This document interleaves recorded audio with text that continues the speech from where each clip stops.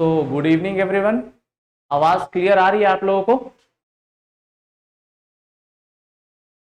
एक बार आप लोग कंफर्म कर दें आवाज आ रही है कि नहीं, उसके बाद स्टार्ट करते हैं अपन। चलिए चलिए चलिए चलिए, ठीक है, बहुत सही। चलिए, तो कल हम लोग टेस्ट नंबर 7 तक डिस्कस कर लिए थे, करेक्ट। थोड़े बहुत क्वेश्चन कल के बचे हुए थे, है ना। मैं बोला था कि कुछ कुछ क्वेश्चन जो डीसी मशीन्स वगैरह है उसका मैं आज डिस्कस करूंगा, करेक्ट। तो आज हम लोग स्टार्ट करते हैं क्वेश्चन नंबर, एक मिनट मैं ले आता हूँ। हाँ, 42। देखिए, ये वाला क्वेश्चन कल मैं डिस्कस नहीं करा था, correct. Which one of which type of DC armature winding requires equaliser ring. ठीक है, तो इसके लिए आप लोग को ना थोड़ा सा डीसी मशीन का कंस्ट्रक्शन मोटा मोटी समझ में आना चाहिए, ठीक है। तो फिलहाल के लिए देखिए, अगर अभी हम लोग पहले टेस्ट को पूरा समझ लेते हैं, डीसी मशीन का पूरा कंस्ट्रक्शन, फिर आगे जाकर के ट्रांसफार्मर वगैरह का वो हम लोग आगे देखेंगे, ठीक है। तो अभी फिलहाल के लिए मैं थोड़ा बहुत बताता हूँ कि इसको क्यों यूज करते हैं, ठीक है। तो देखिएगा, देखिए, डीसी मशीन जो है आपका, डीसी मशीन्स, इसमें दो तरीके के वाइंडिंग यूज करते हैं हम लोग। देखिए, डीसी मशीन में बेसिकली देखिए, आर्मेचर जो होता है वो रोटेटिंग पार्ट होता है, ठीक है। देखिए, मैं बता रहा हूँ, थोड़ा मोटा मोटा बता रहा हूँ, थोड़ा रफली आप अभी समझ लेंगे तो फिर बाद में मैं जब समझाऊंगा तो काफी अच्छे से समझ में आएगा। देखिए, डीसी मशीन बेसिकली बनता कैसे है, तो देखिए, डीसी मशीन में देखिए, ये एक डीसी मशीन बना दिया मैं, बेसिकली एक मोटर बना रहा हूँ, ठीक है। तो इसमें आपको देखिएगा कि ये जो पोल्स है ना, नॉर्थ और साउथ, ये स्टेशनरी पोल्स, ये मूव नहीं करेंगे, ठीक है। ये मूव करने वाला कुछ भी नहीं है इसमें, मतलब आप सप्लाई दें या ना दें, इसको मूव नहीं करना, ये अपना वैसी का वैसी रहेगा। तो इसको हम लोग बोलते हैं स्टेटर। क्या बोलते हैं हम लोग? ये है स्टेटर, ठीक है। दूसरा बात, यहाँ पे आप देखेंगे, जब आप चलाते हैं फैन वगैरह, जब भी चलाएंगे तो आपका जो पंखा घूमता है या मिक्सर ग्राइंडर का जो शाफ्ट है वो रोटेट होता है। तो दैट्स बिकॉज कि आपका जो मूविंग पार्ट है ना, वो कनेक्टेड है, moving part of the machine जो है वो कनेक्टेड है टू योर फैन ब्लेड्स, या फिर जिससे आप मिक्सर ग्राइंडर जो ब्लेड है तो उससे कनेक्टेड है। समझ में आ रहा है? तो ये मूविंग पार्ट जो होता है वो बीच में होता है, ठीक है।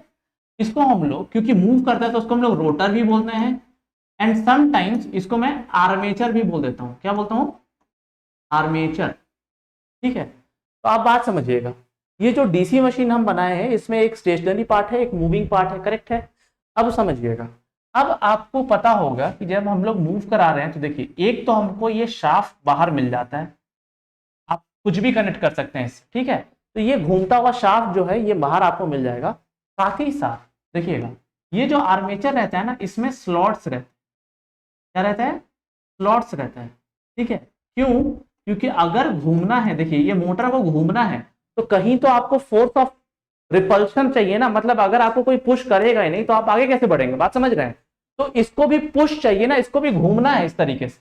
तो अगर इसको घूमना है बेसिकली, तो ये जो स्टेटर है इसको पुश करेगा घूमने के लिए। तो उस घूमने के लिए इसमें हम लोग, समझिएगा, इस पे एक फोर्स लगे उसके लिए जितने सारे स्लॉट्स होते हैं ना, इसमें हम लोग वाइंडिंग डालते हैं। वाइंडिंग, आप कभी पंखा वंखा का कभी वाइंडिंग खोले, वैसे तो वो इंडक्शन मोटर होता है, लेकिन आप खोलिएगा तो उसको देखेंगे कि आप बहुत सारा कॉपर जैसे, मतलब थोड़ा येलोइश टाइप वायर से बहुत ज्यादा आपको दिखेगा कि नंबर ऑफ टर्न्स बहुत ज्यादा है।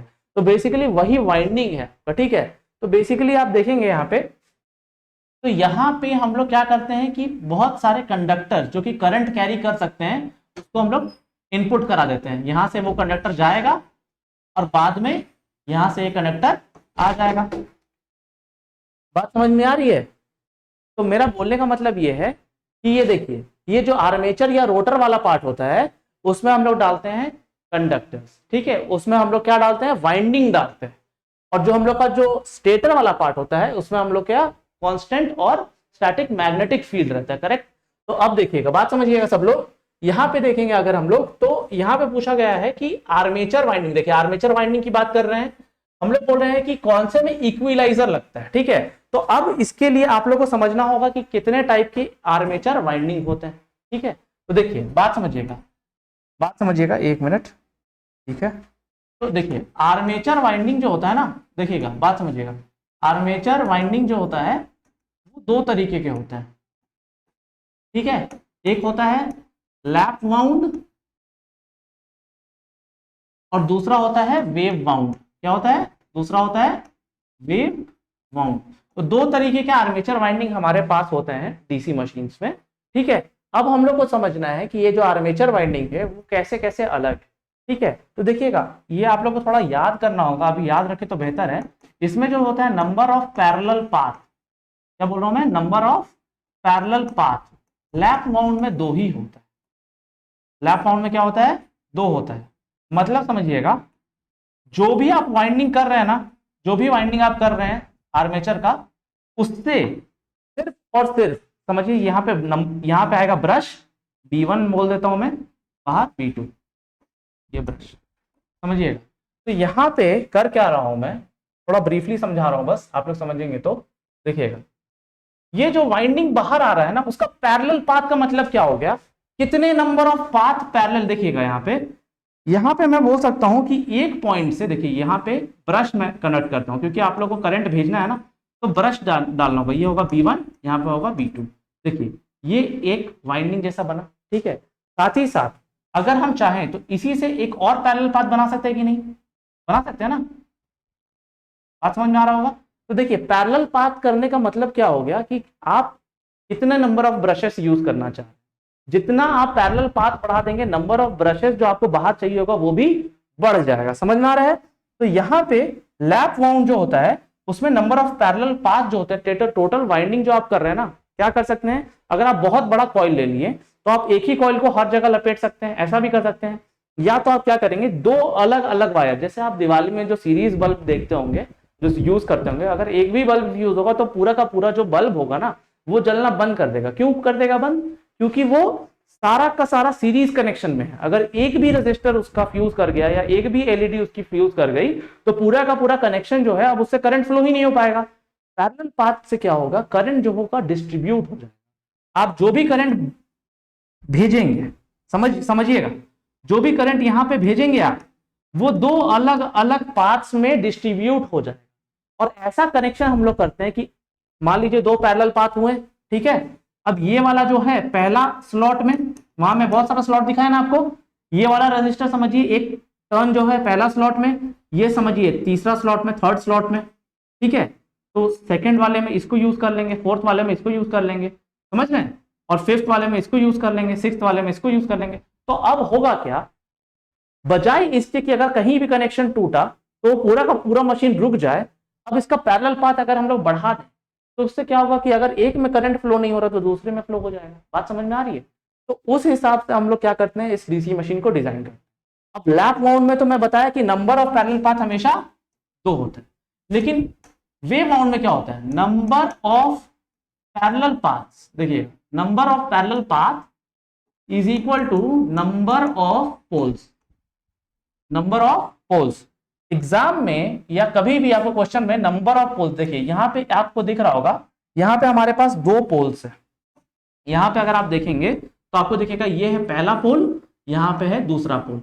ऐसा भी हो सकता है कि कोई डीसी मशीन हो जिसमें ये तीसरा पोल हो जाए और ये चौथा पोल हो जाए। मेरी बात समझ रहे हैं? तो जितना नंबर ऑफ पोल्स बढ़ाएंगे इसमें, कौन सा, दूसरा वेव वाउंड जो है भाई, उसका पैरेलल पाथ भी क्या हो जाएगा, बढ़ जाएगा।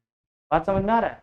ओके एक मैं थोड़ा मिस्टेक कर दिया हूँ, थोड़ा एक बात समझिएगा, बस नाम चेंज है, ठीक है, एक सेकंड वेट अ मिनट, ठीक है।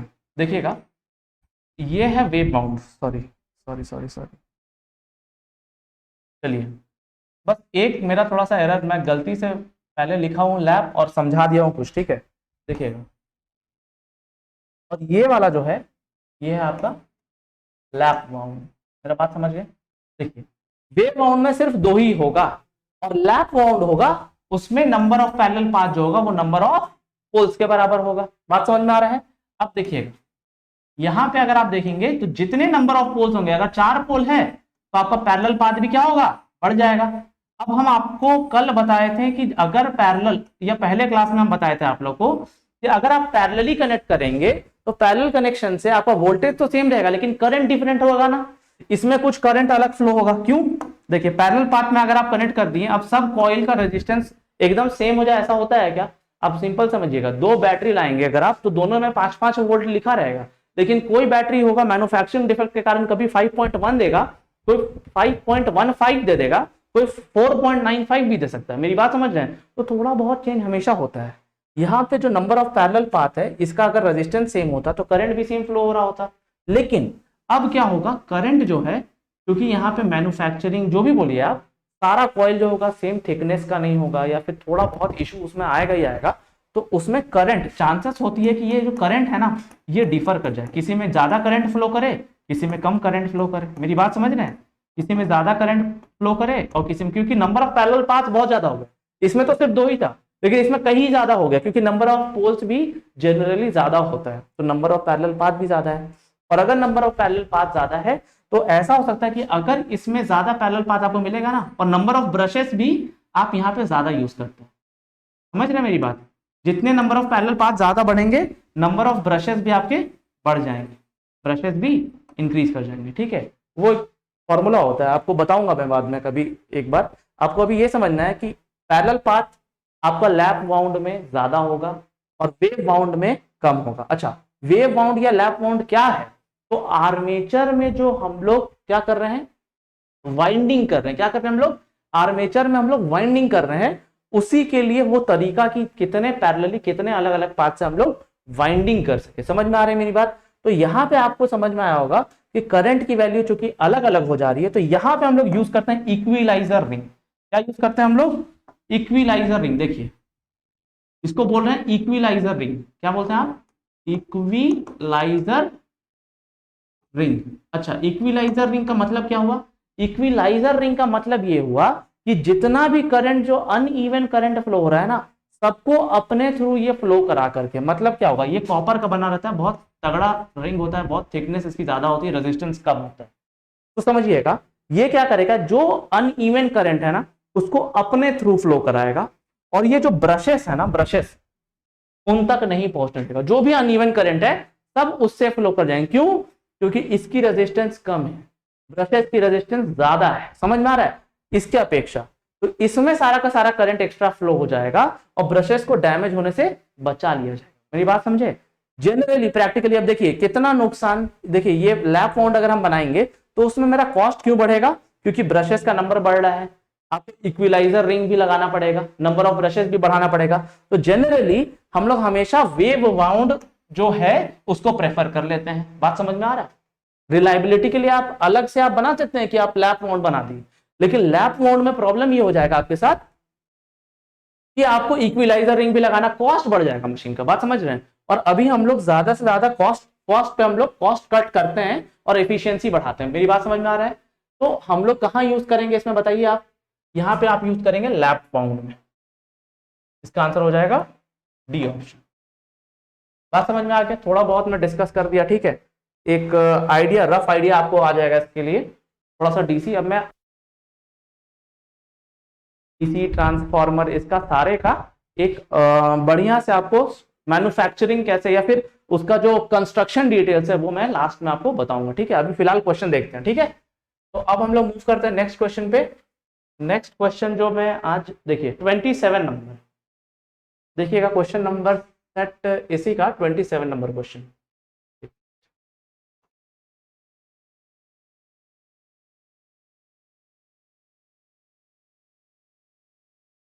क्वेश्चन रीडेबल है? ठीक है, क्वेश्चन नंबर 27 देखिएगा।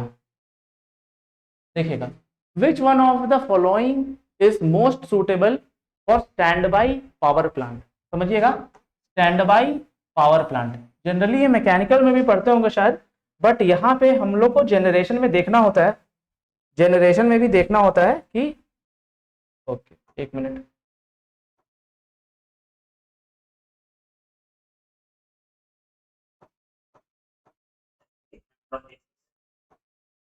ये टेस्ट नंबर 7 है, एक मिनट रुकिएगा। ठीक है, मैं बता देता हूं स्टैंड बाई पावर प्लांट क्या होता है। आप लोग क्वेश्चन नंबर 27 देख सकते हैं, अगर आप लोग देखना चाहें तो। मैं आप लोग को समझा दे रहा हूं कि पावर प्लांट के बारे में थोड़ा बहुत हम लोग देख लेंगे। आपको बस 27 नंबर क्वेश्चन देखिएगा, वो पता नहीं डिलीट हो गया है। ठीक है, तो अभी आप लोग बस क्वेश्चन देखें और उसके बाद उसको समझें। देखिए, 2 तरीके के बेसिक पावर प्लांट्स होते हैं। ठीक है, यहाँ पे क्वेश्चन है, देखिएगा 27 नंबर। ठीक है, तो 2 तरीके के मेनली दो तरीके का पावर प्लांट हम लोग क्लासिफाई करते हैं, स्टैंड बाई और पीक लोड डिमांड। समझिएगा, देखिए पावर प्लांट को अगर आपको डिफाइन करना है, क्योंकि आप जनरेट कर रहे हैं, आप जनरेट इतना नहीं कर सकते ना कि आप ज्यादा जनरेट करें और डिमांड कम, आपको जनरेट उतना करना होता है जितना डिमांड रहे। समझ में आ रहा है मेरा बात? तो अब आपको जनरेशन कॉस्ट बहुत ज्यादा होता है, अगर आप जनरेट ज्यादा कर रहे हैं और डिमांड ही कम है तो आपका कॉस्ट बहुत ज्यादा जाएगा। तो आपको जनरेट क्या करना है, इकोनॉमिकल लोड डिस्पैच बोलते हैं इसको हम लोग। समझ में आ रहा है?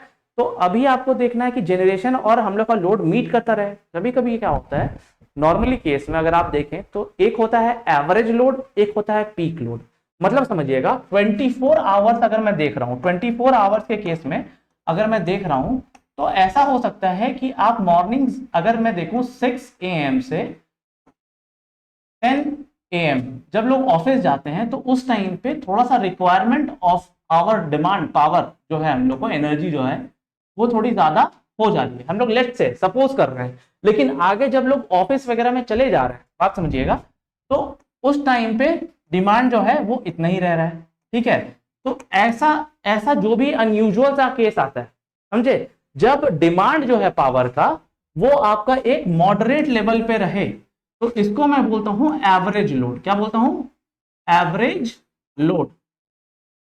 और जब ये डिमांड बढ़ जाए एवरेज से ज्यादा तो इसको मैं बोलता हूं पीक लोड। मेरा बात समझ रहे हैं?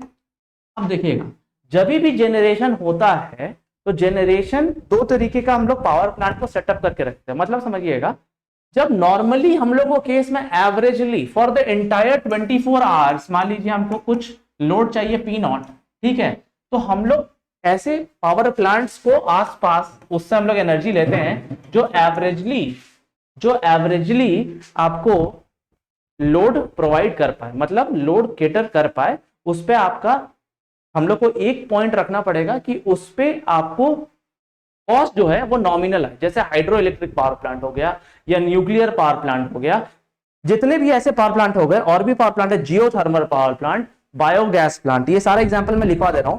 तो ये सारे पावर प्लांट जो हैं ये तुरंत स्टार्ट नहीं होंगे या तुरंत बंद भी नहीं किया जा सकता, ठीक है, लेकिन ये क्या है, एक पूरा एक तरीके से एक लय पे चलते रहेंगे और उसका जो कॉस्ट होता है ना, कॉस्ट वो बहुत कम होता है। तो आप इसको 24 आवर्स चलाएंगे। ऐसे पावर प्लांट को मैं बोलता हूं बेस लोड पावर प्लांट। ठीक है, अब इनके एग्जाम्पल आप लोग को याद करने जरूरी है, क्योंकि मैं देखा ऐसे आपको एग्जाम पे आ रहे हैं। ठीक है, कोल पावर प्लांट या फिर थर्मल पावर प्लांट बोल सकते हैं आप लोग, इसको थर्मल भी बोल सकते हैं, थर्मल।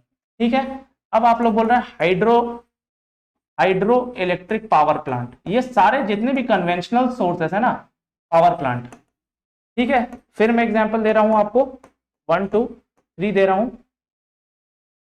एक मिनट। हाँ, ये हो जाएगा आपका न्यूक्लियर पावर प्लांट।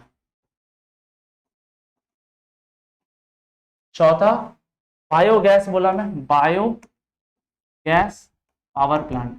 तो ये सारे पावर प्लांट जो है वो तुरंत स्टार्ट भी नहीं हो सकते और तुरंत बंद भी नहीं हो सकते हैं, और इनका कॉस्ट ऑफ रनिंग जो होता है वो थोड़ा नॉमिनल होता है। तो ये आपका जो भी बेस लोड है या एवरेज लोड है इसको हमेशा प्रोवाइड करते रहते हैं, उसको केटर करते रहते हैं, और इसको मैं बोलता हूं base load power plant. Correct.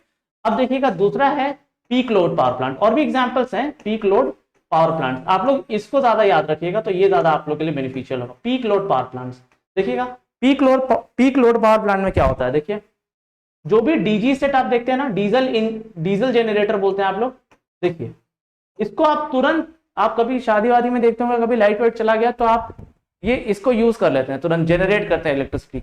तो बेसिकली क्या होता है, ऐसे रिक्वायरमेंट में जब हमको तुरंत चाहिए, आपका कॉस्ट इसमें ज्यादा लगेगा। देखिएगा कॉस्ट इसमें, कॉस्ट ऑफ रनिंग बहुत ज्यादा है, तो आप इसको हमेशा ऑन नहीं रखेंगे। लेकिन जब पीक आवर्स में अगर रिक्वायरमेंट है तो मैं इसको स्टार्ट करेंगे। तो डीजल जेनरेटर सेट बोलते हैं इसको हम लोग, ठीक है, डीजल जेनरेटर सेट। तो इसको हम लोग यूज कर लेंगे तब जब हम लोग को पीक लोड की रिक्वायरमेंट है। बात समझ में आ रहा है? और कौन सा एग्जांपल हो गया इसका, तो देखिए मैं बता रहा हूं, इसमें है आपका विंड टरबाइन, विंड टरबाइन, फिर है आपका solar power plant, solar power plant, एक और होता है पम्प्ड स्टोरेज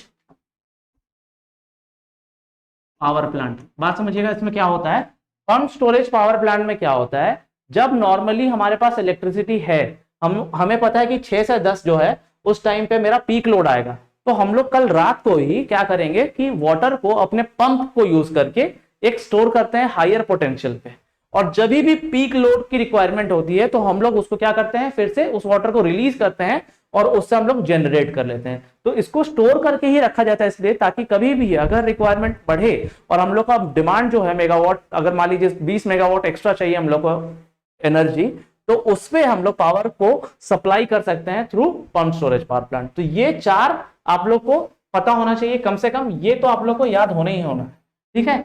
कॉस्ट ज्यादा होता है इसमें, ये इसका डीमेरिट है, लेकिन जब भी रिक्वायरमेंट होगा तभी हम लोग तुरंत, ये फास्ट रिएक्टिव, तो रिएक्शंस का बहुत फास्ट होगा और आपको तुरंत पे पावर मिल जाएगा, ठीक है। तो ये हो गया क्वेश्चन नंबर 27, ठीक है। आप लोग देख सकते हैं, लिख सकते हैं। नेक्स्ट मूव करता हूं मैं। देखिएगा, कल मैं इसको सॉल्यूशन भेज दिया था अपने उसी ग्रुप पे, आप देखिएगा इस पे आपको रेंजेस लिखा होगा कि what is the range of EHV। एक मिनट,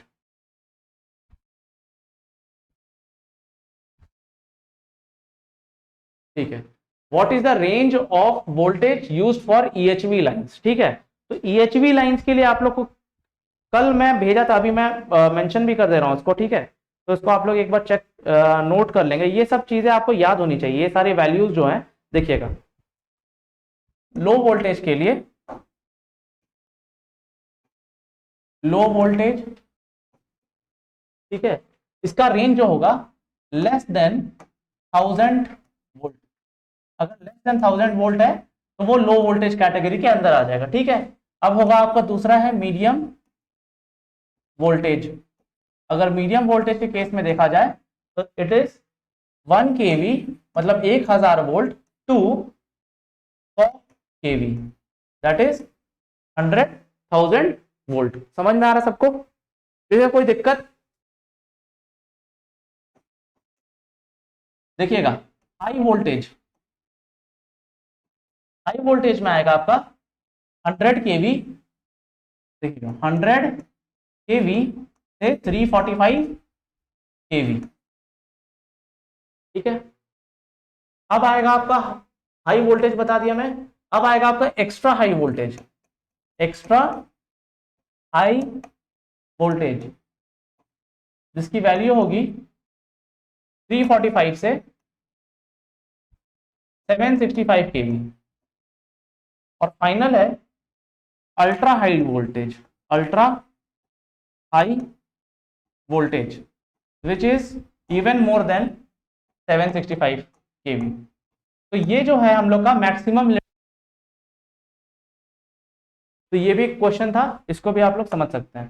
तो ये अगर आपको पता हो तो आप लोग सीधे टेक कर सकते हैं। EHV के लिए आया है तो it should be between 345 to 765। तो ये मोटा मोटी ये आंसर डी ऑप्शन हो जाएगा।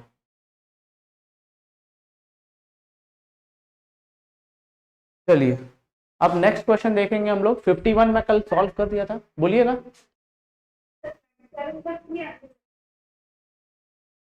आवाज नहीं आ रही आपकी, फिर से बोलिएगा।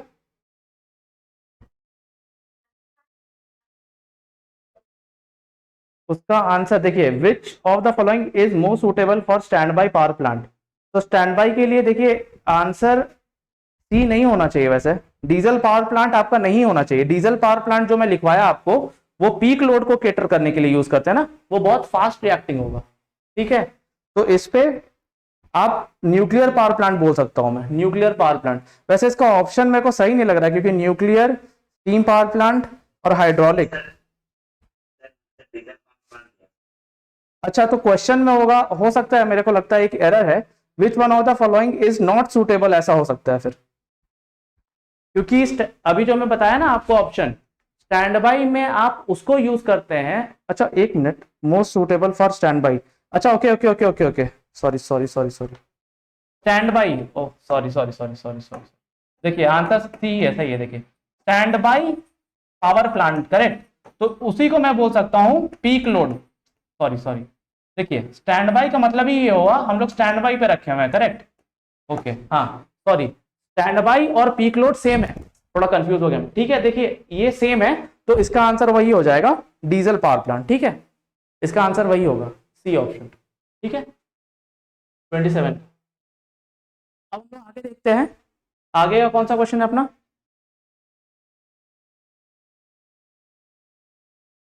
ओके, ठीक है। तो आगे क्वेश्चन नंबर डिस्कस जो करूंगा वो 68, देखिएगा सब लोग, रीडेबल है, देखिएगा क्वेश्चन नंबर 68, देखिएगा।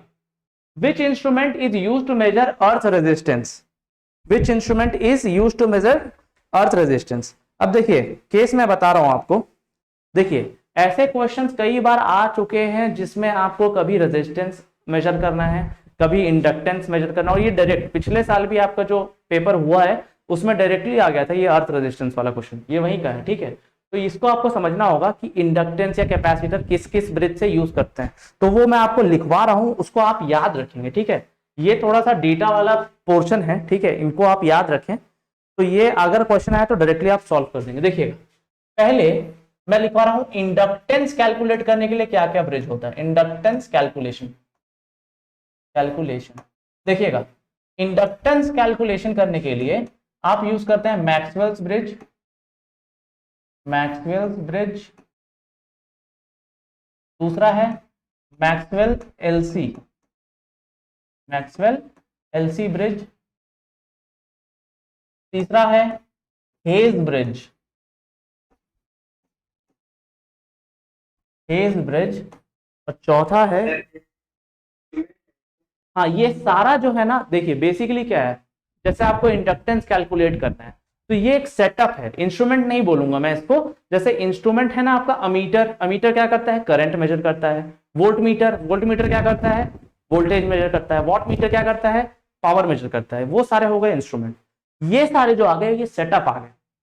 एक तरीके से हम लोग इसको ब्रिज जो लिख रहा हूँ ना लास्ट लास्ट में, तो ये जो व्हीट स्टोन ब्रिज आप सुने होंगे, तो व्हीट स्टोन ब्रिज से आप रेजिस्टेंस कैलकुलेट, तो ये सारा जो ब्रिजेस है ये सेटअप है, समझे। एक तरीके से आप सेटअप बना करके रखे हैं, उसमें अगर आप इंडक्टर को डालते हैं तो फाइनली कैलकुलेशन करने के बाद आपको जो वैल्यू मिलेगा वो एक मिल जाएगा आपको कि what is the value of inductance. जैसे एल है 2 हेनरी है कि 3 हेनरी है कि 4 हेनरी है, समझ में आ रहा है मेरा बात। तो उससे आपको उसका वैल्यू पता करने के लिए, उसको मेजर करने के लिए, जैसे आप स्केल से क्या मेजर करते हैं, स्केल से आप मेजर करते हैं ना कि कितना लेंथ है, वैसे ही इंडक्टेंस को मेजर करने के लिए आपको इस सेटअप को यूज करना पड़ेगा। बात समझ में आ गया सबको, क्लियर है, क्लियर है ना, बोलिए भाई क्या हो गया। एंडरसन ब्रिज, देखिए ये 4 ब्रिज जो है आपको याद करना है फॉर इंडक्टेंस कैलकुलेशन। बात समझ में आ रही है। अब हम लोग को देखना है, देखिए एक इंपॉर्टेंट जो है रजिस्टर कैलकुलेट अगर आपको करना है तो उसके लिए कौन से ब्रिजेस है वो बता रहा हूं मैं। देखिएगा केल्विन ब्रिज, केल्विन ब्रिज,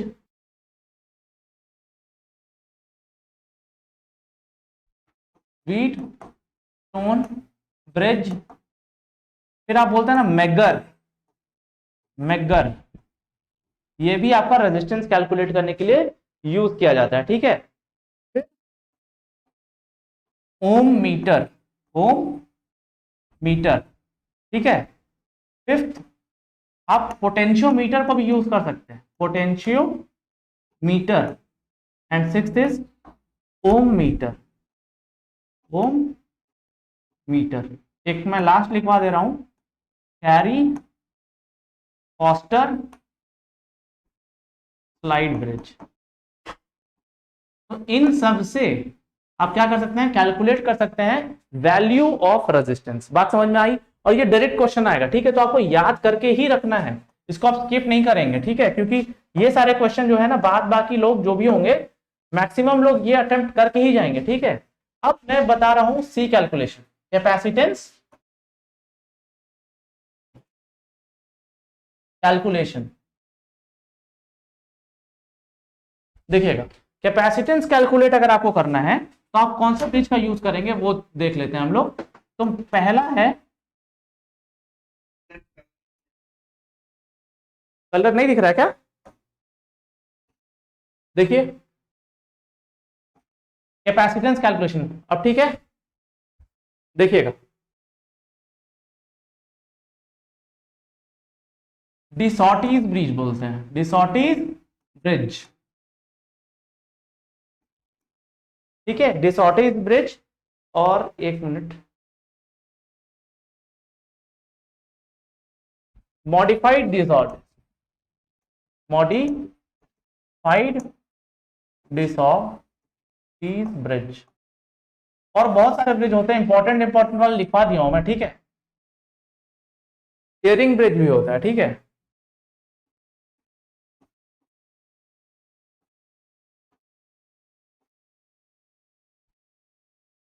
ठीक है, अब एक और इंपॉर्टेंट फाइनल मैं बता रहा हूं, फ्रीक्वेंसी कैलकुलेट करने के लिए, ठीक है। अगर आपको फ्रीक्वेंसी कैलकुलेट करना है,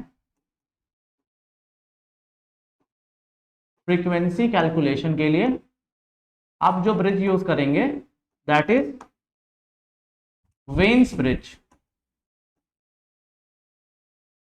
तो ये सारे ब्रिजेस जो हैं वो अलग अलग चीज के लिए हम लोग यूज कर लेते हैं।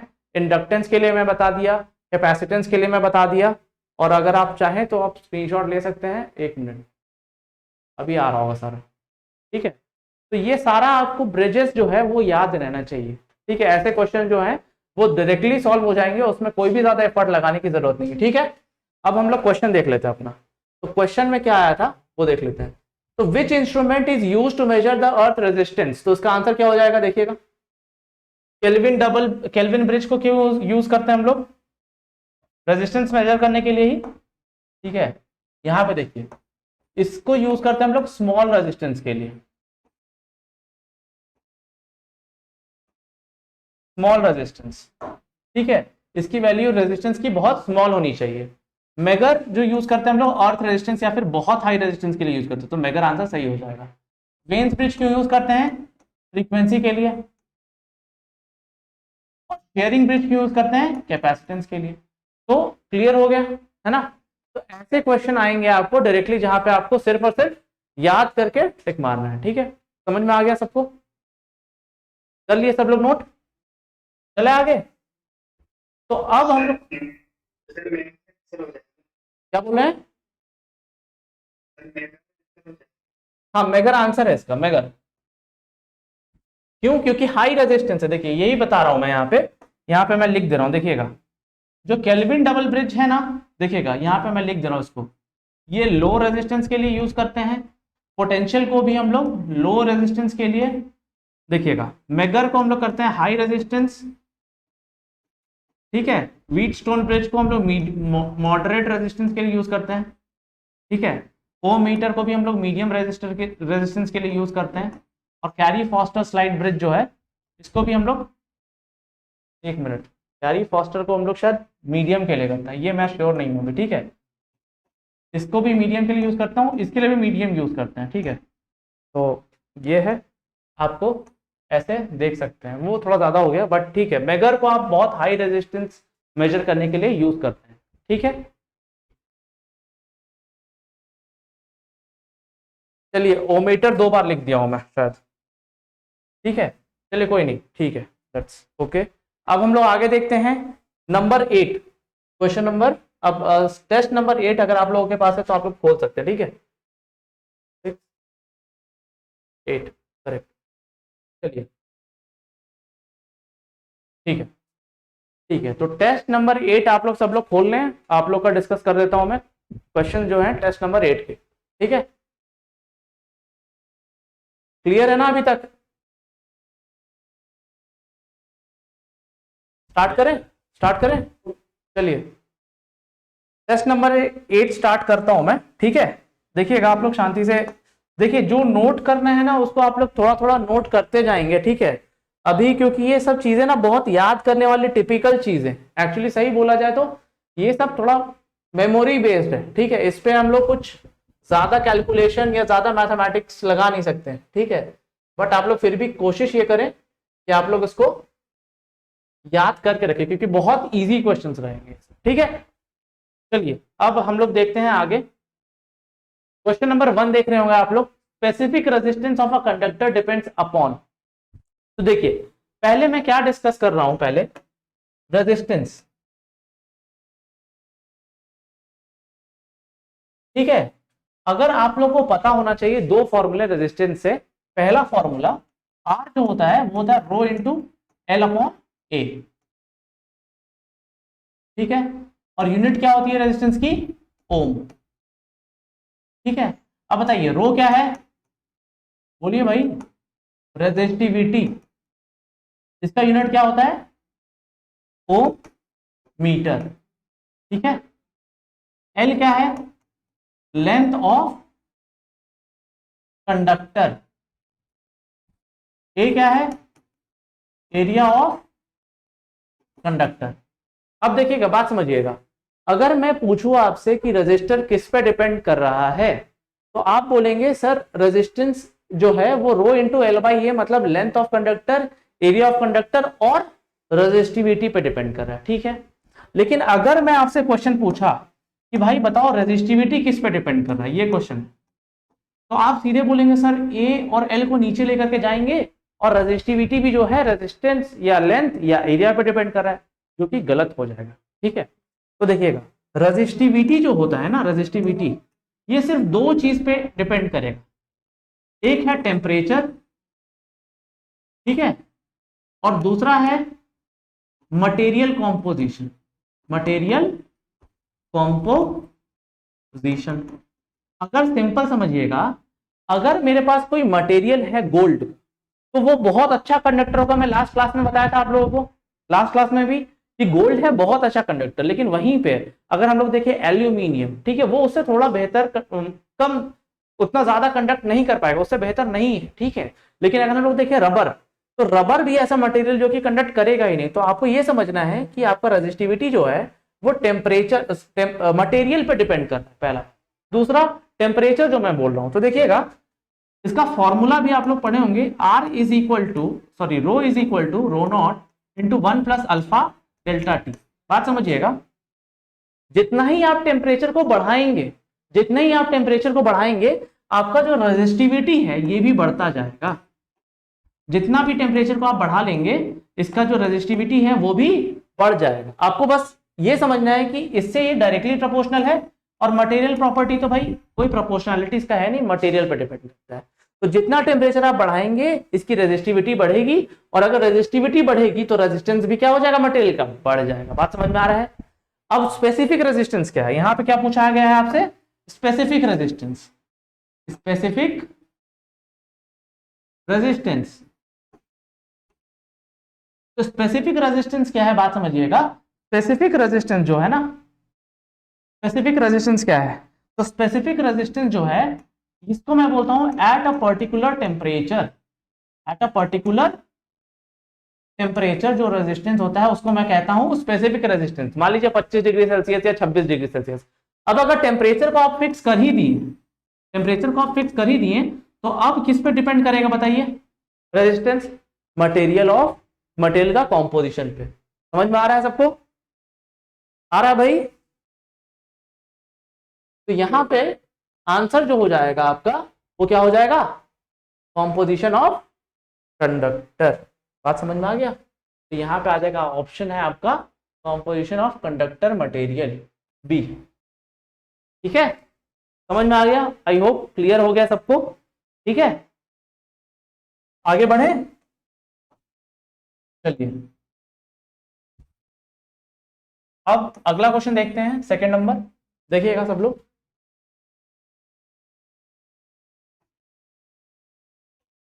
ठीक है, अगला क्वेश्चन देखेंगे सब लोग, है ना। चलिए सेकंड क्वेश्चन देखेंगे हम लोग। तो इस क्वेश्चन में देखिए, if 4 10 microfarad capacitors are connected. देखिए माइक्रोफराड, पहले तो पहली बात माइक्रो के बारे में पता होना चाहिए। फराड क्या है, यूनिट ऑफ कैपेसिटर, है ना। माइक्रोफराड का मतलब क्या हो गया, 10 माइक्रोफराड, दैट मींस 10 इंटू 10 का पावर -6 फैरेड, करेक्ट, ठीक है। अब देखिएगा, if 4 10 microfarad capacitors are connected in parallel, net capacitance is. अगर पैरेलल में कनेक्ट करना है तो मैं बताया था क्या होना चाहिए, एक नोड कॉमन होना चाहिए, बताया था ना। देखिएगा 1 2 3 और ये 4, ठीक है, ये मैं बता दिया आपको पैरेलल कनेक्शन। अब देखिएगा, अगर आप लोग को पता होना चाहिए कि देखिए रेजिस्टेंस अगर आपका पैरेलल में कनेक्ट करते हैं तो फॉर्मूला क्या हो जाता है, अगर आर इक्विवेलेंट निकालना है तो 1/r equivalent is equal to 1/r1 plus 1/r2 plus 1/r3। अगर सीरीज है जिसमें नोड सेम है और करंट जो है वो सेम फ्लो हो रहा है, तब वहां पे अगर मैं देखूं तो वहां पे अगर आपको आर इक्विवेलेंट निकालना है तो R1 plus R2 plus R3 plus R। यहाँ पे जो कैपेसिटर, देखिए रेजिस्टर और इंडक्टर दोनों में फॉर्मूले जो होते हैं वो काफी सेम होते हैं, ठीक है।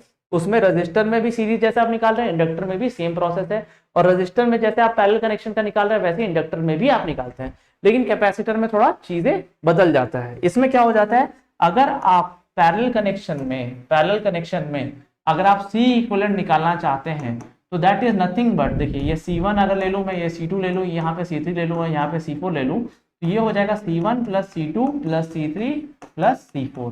तो यहाँ पे अगर आप देखेंगे तो सारी की वैल्यू 10 माइक्रोफराड है, तो मैं बोलूंगा 10 microfarad plus 10 microfarad plus 10 microfarad plus 10 microfarad which comes to 40 micro.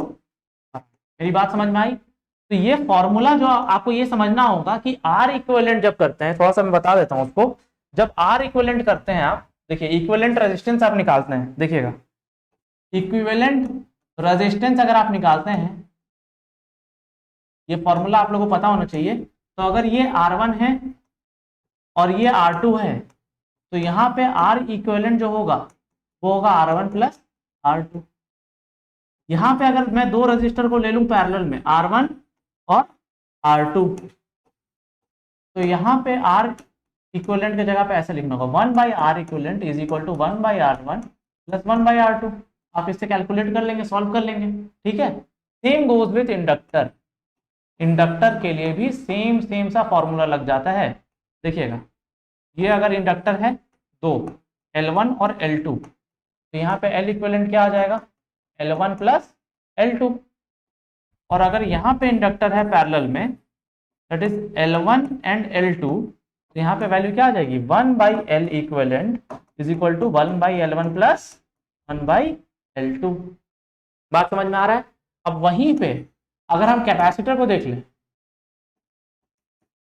तो कैपेसिटर में अगर आप कनेक्ट करते हैं C1 और C2 को, C1 और C2 को सीरीज में, तो आपको यहाँ फॉर्मूला लगाना होगा 1/C equivalent is equal to 1/C1 plus 1/C2। और यहाँ पे अगर मेरा दो कैपेसिटर है जो कि पैरेलल में है, C1 और C2, तो यहाँ पे C equivalent is equal to C1 plus. बात समझ में आया सबको? किसी को कोई डाउट है भाई, पूछ सकते हैं आप लोग, एकदम टेंशन फ्री होकर के पूछिए भाई, जिसको कोई भी डाउट है, कुछ भी दिक्कत है, आप लोग पूछ सकते हैं।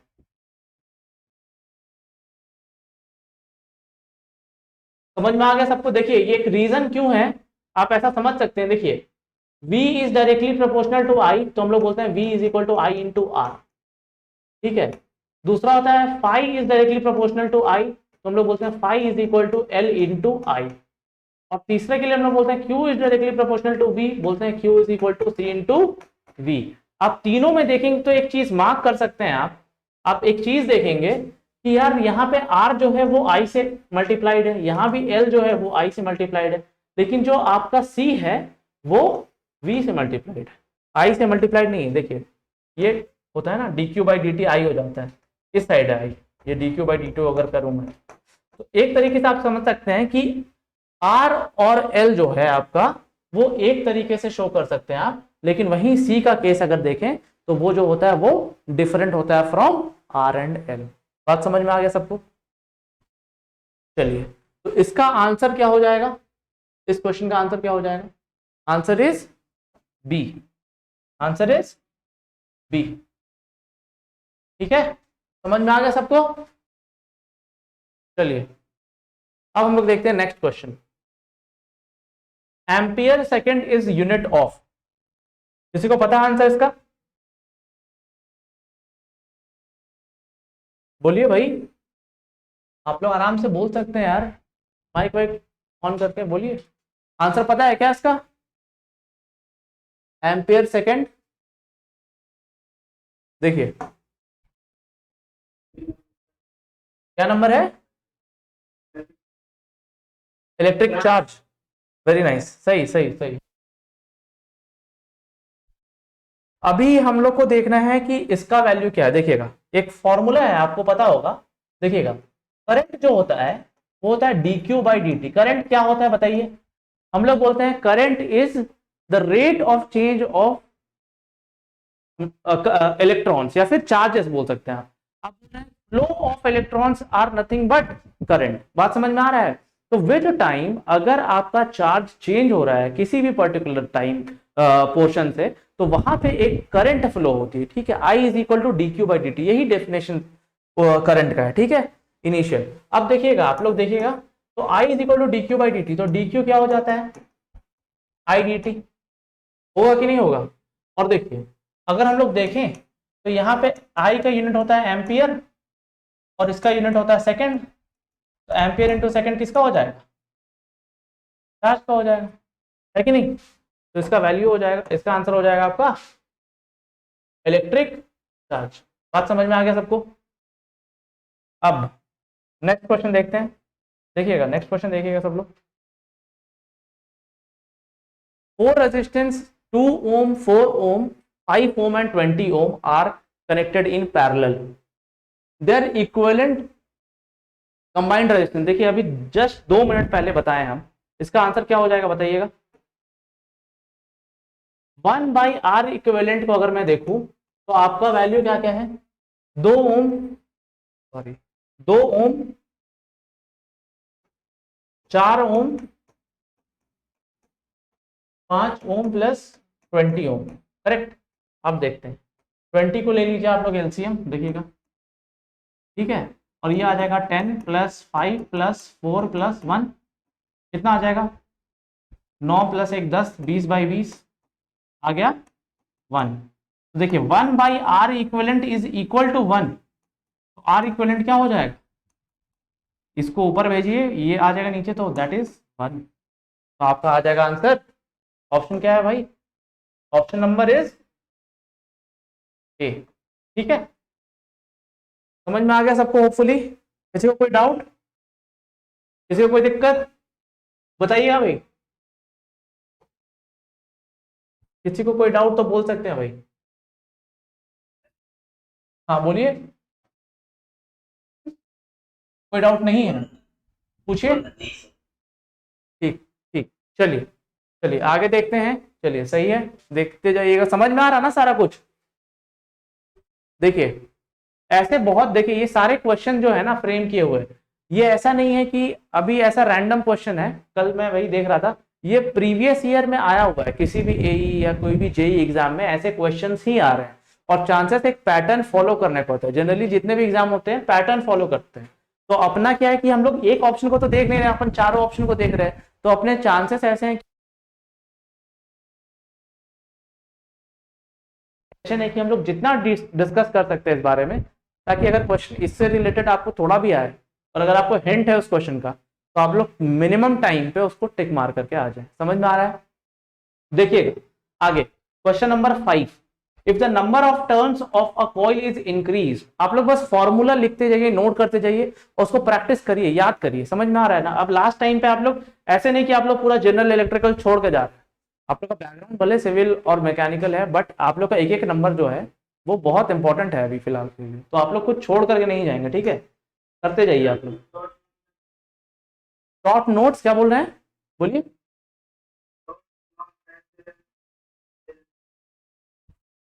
आवाज आवाज नहीं आ रहा है आपका। अच्छा, शॉर्ट नोट्स टाइप का चाहिए आपको? शॉर्ट नोट्स चाहिए आपको? ठीक है, तो शॉर्ट नोट्स दे दूंगा मैं। देखिए शॉर्ट नोट्स में देखिए बहुत सारा चीज इंक्लूडेड रहेगा, क्योंकि अगर मैं नॉर्मल क्लास में पढ़ाया तो मैं बहुत कुछ पढ़ाया हूँ। तो मेरा प्रॉब्लम ये है कि अगर मैं अपना शॉर्ट नोट्स आपसे शेयर करूंगा तो आपको दिक्कत हो जाएगा। मतलब आपको लगेगा कि सर ये भी पढ़ना है वो भी पढ़ना है, और बहुत चीजें समझ में नहीं आएंगी क्योंकि वो शॉर्ट में है। समझ में आ रहा है? तो इससे शॉर्ट नोट्स आप खुद बनाइए। अभी जो मैं फॉर्मूला बता रहा हूँ, अगर कुछ समझ में नहीं आया आप इंस्टेंटली पूछिए, सर ऐसा क्यों होता है, क्या होता है। अभी आप लोग प्रिविलेज्ड हैं भाई कि अभी आप लोग ऑनलाइन जुड़े हुए हैं मेरे साथ। अभी इसी का बात है, नहीं तो आप बाद में देख सकते हैं ना वीडियो को, क्या फायदा। तो अभी अगर आप लोग ज्वाइन किए हैं तो अभी आप लोग पूछ सकते हैं डायरेक्टली, मैं तुरंत आपको सॉल्व करके बताऊंगा। और इसी से शॉर्ट नोट्स आप बनाएं, इसी को, क्योंकि अभी इस टाइम पे आप बहुत नहीं पढ़ सकते, ऐसा नहीं है कि आपके पास अब 1 महीना है, ठीक है, जो टाइम है इसको अगर आप स्मार्टली यूटिलाइज करें ना तो बहुत, जो पढ़ करके भी आए अगर स्मार्ट नहीं दिखा रहा है अपने फाइनल प्रिपरेशन में, अगर स्मार्टली वर्क नहीं कर रहा है तो वो बहुत लैग कर सकता है पीछे।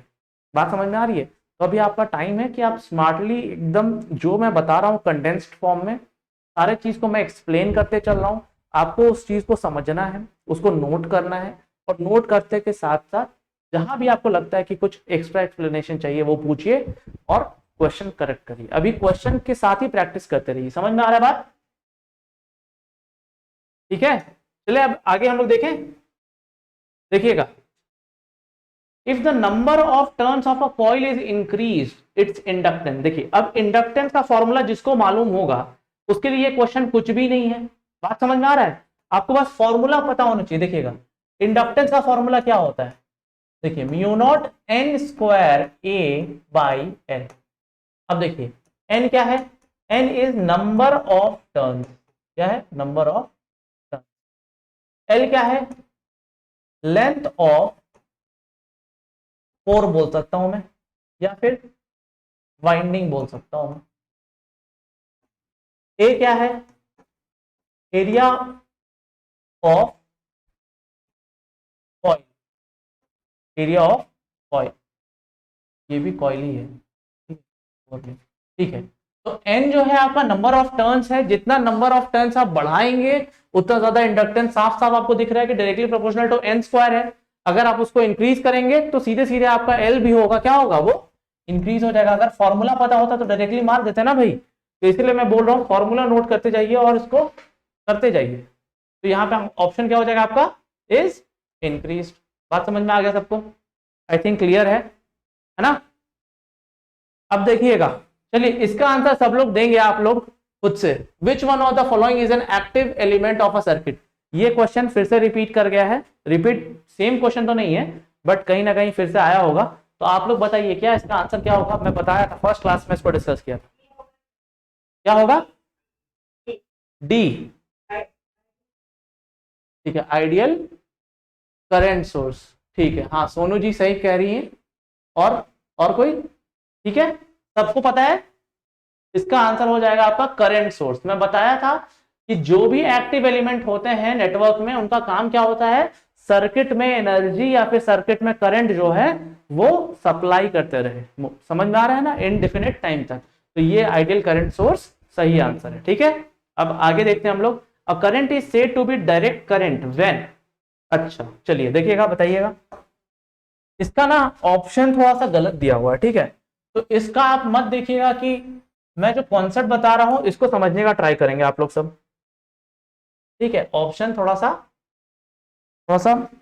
मिस्टेक हो गया है, प्रिंटिंग हो गया होगा या फिर कुछ भी है, बट अभी ये मिस्टेक है। ठीक है, देखिएगा मैं बता रहा हूं आपको डायरेक्ट करंट और ऑल्टरनेटिंग करंट में डिफरेंस। देखिएगा, बताइएगा, सब लोग बताएंगे। ठीक है, थोड़ा सा ना पार्टिसिपेट करिए, ठीक है, मजा आता है ऐसे में, ऐसे पढ़ाना मोनोटोनस थोड़ा सा बोरिंग है। ठीक है, देखिएगा, देखिए विथ टाइम अगर मैं आपको करंट का बात कर रहा हूं, देखिए current is varying with respect to time. मैं वाई एक्सेस पे रखा हूं और टाइम को इधर रखा हूं।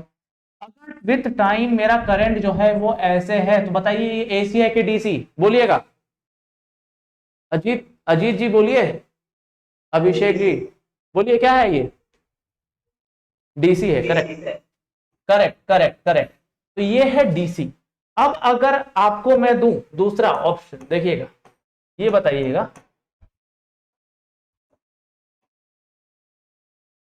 बताइए ये क्या है, एसी है कि डीसी, क्या है, जोर से बोलेंगे। एसी बोल रहे हैं सब लोग, एसी बोल रहे हैं सब लोग। चलिए ठीक है, देखिए देखिए देखिए, यही मैं बताना चाह रहा था। देखिए डीसी का मतलब होता है डायरेक्ट करंट और एसी का मतलब होता है ऑल्टरनेटिंग करंट। ऑल्टरनेट करने का मतलब क्या हुआ, कभी इधर कभी उधर, कभी पॉजिटिव कभी नेगेटिव, कभी पॉजिटिव कभी नेगेटिव। अब मेरा बात गौर से सुनेंगे सब लोग। यहां पे आप कभी भी देख रहे हैं क्या, करंट जो है आपका आई ऑफ टी जो भी है वो कभी नेगेटिव हो रहा है क्या, बताइए सोनू जी, अजीत जी बताइए, कभी कभी करंट हो रहा है क्या नेगेटिव। अगर करंट नेगेटिव नहीं हो रहा है तो इसका मतलब आपको समझना पड़ेगा कि ये भी क्या है, डीसी है। क्या है, डीसी। बात समझ में आ गया सबको? एक लास्ट क्वेश्चन मैं पूछूंगा, बताइएगा ये क्या है, बताइएगा। Very nice, very nice. तो ये सारे, ये वाला जो एग्जाम्पल है ये भी एक डीसी हो गया।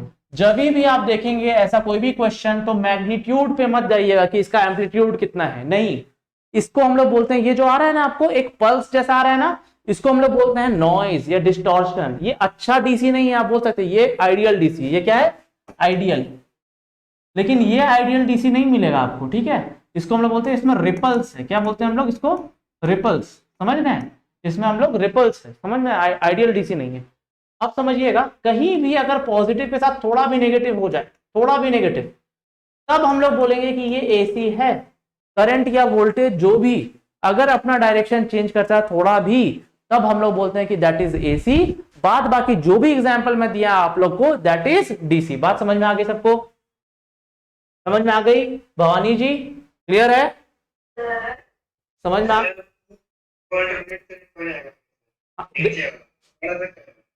नहीं नहीं नहीं नहीं नहीं नहीं नहीं, ठीक है ठीक है, आप लोग बहुत पर्टिकुलर हो जा रहे हैं, ठीक है ठीक है ठीक है ठीक है, मजा लेना सही है, बट समझिए भाई हम बहुत जल्दी जल्दी बना रहे हैं, वो भी डीसी है, फीलिंग समझिए आप लोग।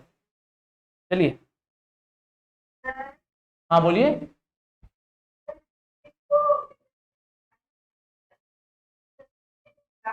देखिए देखिए, वही मैं बता रहा हूँ, वही मैं बता रहा हूँ, देखिए बात बात लोग का रिक्वायरमेंट, या हम लोग बोलते हैं कि आइडियली मिलना चाहिए, मेरी बात समझ रहे हैं। ऑल्टरनेटिंग करंट नाम से ही समझ में आ रहा है कि डायरेक्शन जो होगा वो चेंज होना चाहिए, एक बार पॉजिटिव कभी नेगेटिव। अब अगर आप देखेंगे डीसी को ना, तो ये आप बात सही बोल रहे हैं कि सर आइडियली, आइडियली तो हम लोग को ऐसा मिलना चाहिए सर, लेकिन मिल ऐसा रहा है। तो ये इसीलिए मिल रहा है क्योंकि अभी तक इस पे और काम नहीं किया गया है। मैं बताऊंगा कभी अगर टाइम मिला तो। इसको हम लोग बोलते हैं फुल वेव रेक्टिफायर का आउटपुट बोलते हैं इसको हम लोग, बात समझ रहे हैं। मतलब ये आइडियल डीसी नहीं है, लेकिन ये भी डीसी है। आपको समझना है कि डायरेक्शन चेंज होना चाहिए डीसी में, और ऑल्टरनेटर में डायरेक्शन सेम रहेगा। बात समझ में आ रही है मेरी, दोनों जी क्लियर हो गया। चलिए अब हम लोग आगे मूव करते हैं, नेक्स्ट क्वेश्चन देखते हैं, ठीक है। इसका जो ऑप्शन है ना ये थोड़ा मिसप्रिंटेड है, तो इस पे अभी हम लोग कौन सा ऑप्शन होगा इस पे आप छोड़ दीजिए इसको आप, ठीक है। नेक्स्ट हम लोग जाते हैं, मूव करते हैं, चलिए ओके ठीक है। देखिए थोड़ा बड़ा करता हूँ, हाँ विजिबल है सबको, देखिएगा सब लोग सुनेंगे। अब बोला है इंडक्टिव सर्किट, देखिए इंडक्टर का क्या काम होता है, पहले इंडक्टर को समझिए। इंडक्टर क्या करता है ना कि जो भी आपका इलेक्ट्रॉन स्टार्टिंग में ले रहा है, वो जो भी करंट को वो ले रहा है, ठीक है, आप जो भी करंट दे रहे हैं उसको वो क्या करता है, एक मैग्नेटिक फील्ड में क्या करता है, कन्वर्ट करता है। बात समझिएगा, अगर आप कभी मैग्नेट देखे होंगे तो आपको पता होगा कि मैग्नेट के पास दो पोल होता है, नॉर्थ पोल और साउथ पोल, पता है ना भाई। तो नॉर्थ पोल जो होता है उससे हम लोग का मैग्नेटिक फील्ड निकलता है, इसको हम लोग बोलते हैं फ्लक्स। क्या बोलते हैं हम लोग, फ्लक्स, मैग्नेटिक फील्ड लाइंस को नॉर्थ पोल से निकलता है और साउथ पोल पे चला जाता है, ठीक है। वैसे ही सेम टू सेम इंडक्टर जो होता है, देखिए बना रहा हूं मैं, जो भी इंडक्टर आप लेंगे वो क्या करेगा, जब भी करंट लेगा ना तो वो भी एक तरीके से मैग्नेटिक फील्ड जो है अपने अंदर फ्लो कराएगा, और उसका डायरेक्शन जो होगा वो सेम लाइक मैग्नेट बिहेव करेगा from north pole to south pole. मेरी बात समझ में आ रहा है सबको। तो north pole to south pole ये भी एक मैग्नेटिक फील्ड को इंडक्टर बनाता है। अब वहीं कैपेसिटर को देखा जाए तो कैपेसिटर जो होता है, ये मैं अभी बता दे रहा हूं आपको। देखिए कैपेसिटर जो है वो दो प्लेट होता है एक तरीके से, देखिए दो पैरेलल प्लेट कैपेसिटर बोलते हैं हम लोग। तो दो कंडक्टर को जब आप रख लेंगे और बीच में हवा है, समझ लीजिए बीच में इंसुलेशन है, हम लोग बोलते हैं डाई इलेक्ट्रिक, दो कंडक्टर के बीच में सैंडविच हो गया एक इंसुलेशन, यहाँ कंडक्टर इंसुलेटर और यहाँ पे कंडक्टर। तो एक तरफ जहां से आप पॉजिटिव बैटरी का कनेक्ट किए हैं, देखिएगा दिख रहा होगा होपफुली, थोड़ा ऊपर कर देते हैं, देखिएगा एक तरफ जहां बैटरी का पॉजिटिव आप कनेक्ट कर दिए हैं और एक तरफ नेगेटिव, तो जहां पॉजिटिव कनेक्ट करेंगे यहाँ पे सारा पॉजिटिव चार्जेस हम लोग बोलते हैं कि यहाँ पे आ गया आपका कंडक्टर का। और चार्जेस फ्लो क्यों नहीं हो सकता, क्योंकि यहाँ पे तो बीच में आपका एयर है, यहाँ पे तो इंसुलेटर है, यहाँ पे फ्लो कर नहीं पाएगा, और एक जगह जो होगा सारे नेगेटिव चार्जेस आ जाएंगे। देखिए मैं थोड़ा ब्रीफली बता रहा हूँ आपको, ठीक है। तो यहाँ पे क्या होगा, पॉजिटिव टू नेगेटिव, यहाँ पे जो कैपेसिटर होगा वो जो एनर्जी स्टोर करेगा it is in the form of electric field. क्या बोलते हैं हम लोग, इलेक्ट्रिक। बात समझ में आई सबको। तो इंडक्टर के केस में होता है बात, तो हम लोग बोलते हैं कि इंडक्टर जो स्टोर करता है वो करता है with respect to magnetic field, और कैपेसिटर जो करता है वो करता है with respect to electric field. बात समझ में आ गया सबको। तो इसमें क्या लिखा है, एन इंडक्टिव सर्किट। देखिए अब इंडक्टिव सर्किट बोला, दैट मींस इंडक्टर है उसमें रजिस्टर भी है। अब देखिएगा बोला है इलेक्ट्रोस्टैटिक फील्ड, तो नहीं, इलेक्ट्रोस्टैटिक फील्ड आंसर क्यों गलत हो जाएगा, इलेक्ट्रोस्टैटिक फील्ड क्यों हो जाएगा गलत, क्योंकि इलेक्ट्रोस्टैटिक फील्ड तो यार हम लोग बात करेंगे जब कैपेसिटर होगा हमारे पास, करेक्ट। तो ये वाला बात नहीं करेंगे। फिर देखिए मैग्नेटिक फील्ड, इलेक्ट्रोमैग्नेटिक फील्ड और कोर, देखिए ये तीनों ही एक तरीके से रिक्वायर्ड है इंडक्टर के लिए। लेकिन हम लोग बोल सकते हैं कि इंडक्टर मैग्नेटिक फील्ड बनाता है, ऐसा बोल सकते हैं। लेकिन इलेक्ट्रोमैग्नेट भी वही चीज है कि इलेक्ट्रिसिटी से मैग्नेटिक बना रहा है, वो इलेक्ट्रोमैग्नेटिक के जैसा काम कर रहा है। और डी ऑप्शन जो है कोर, दैट मीन्स जिसके ऊपर ये बाउंड होता है ना, जो बनाया हूं मैं, इसको बोलूंगा एयर कोर। एयर के ऊपर सीधे कॉइल बना दिए। अगर आप आयरन का रॉड के ऊपर अगर ऐसा कॉइल करेंगे तो उसको बोलेंगे आप आयरन कोर, या फिर कुछ भी आप जो भी कोर बीच में यूज करेंगे that means that core is used. तो कोर तो हमेशा यूज होता है, तो वो भी इंडक्टिव सर्किट में रहता ही रहता है। लेकिन ज्यादा प्रॉपर आंसर क्या हो जाएगा, मैग्नेटिक फील्ड। बात समझ में आ गया सबको, ठीक है। अब आगे देखें। अब देखिएगा average value of a DC voltage having a peak value of 25 volt.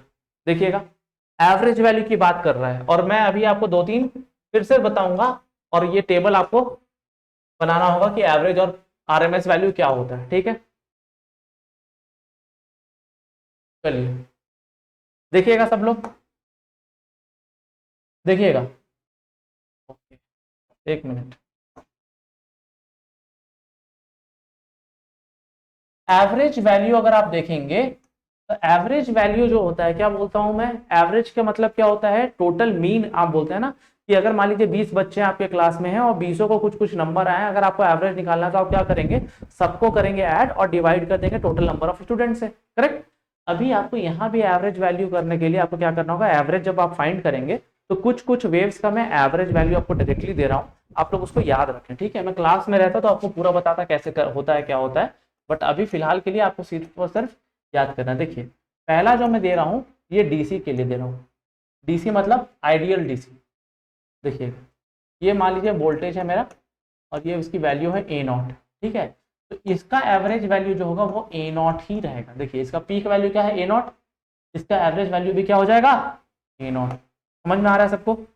अभी हम बता रहे हैं और भी दो तीन आपको बता दे रहा हूँ, ठीक है।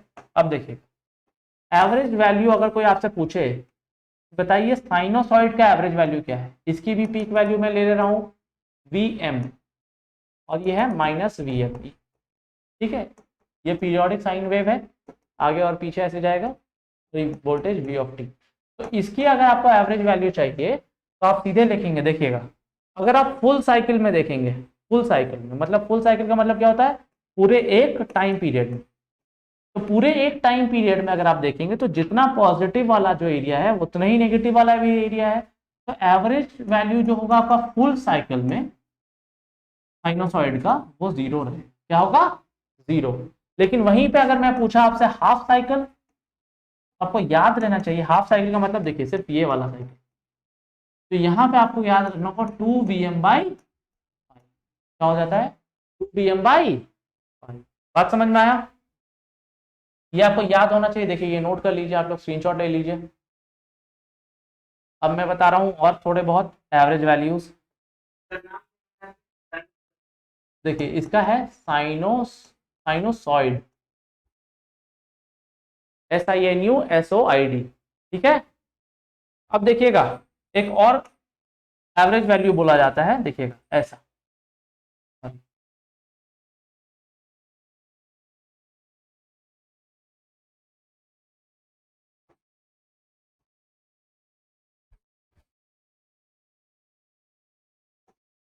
देखिए बनाने का मतलब मेरा ऐसा है कि इसका एम्पलीट्यूड जो है मान लीजिए ये भी Vm है, इसको मैं ले रहा हूँ Vm।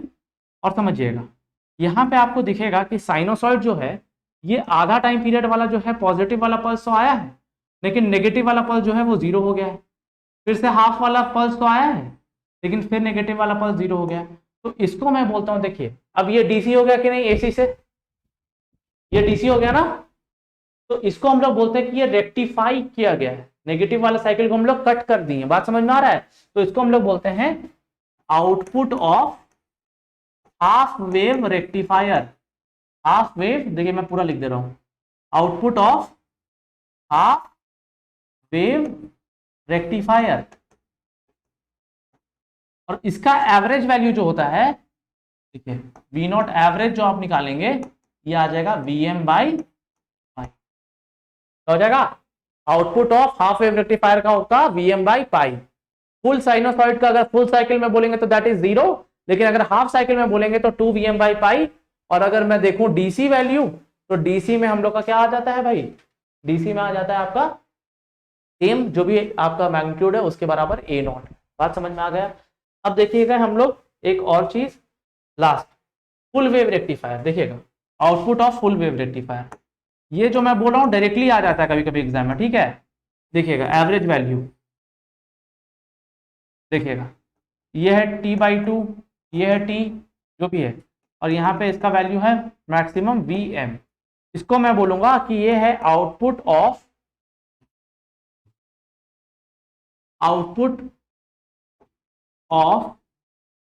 Full wave rectifier.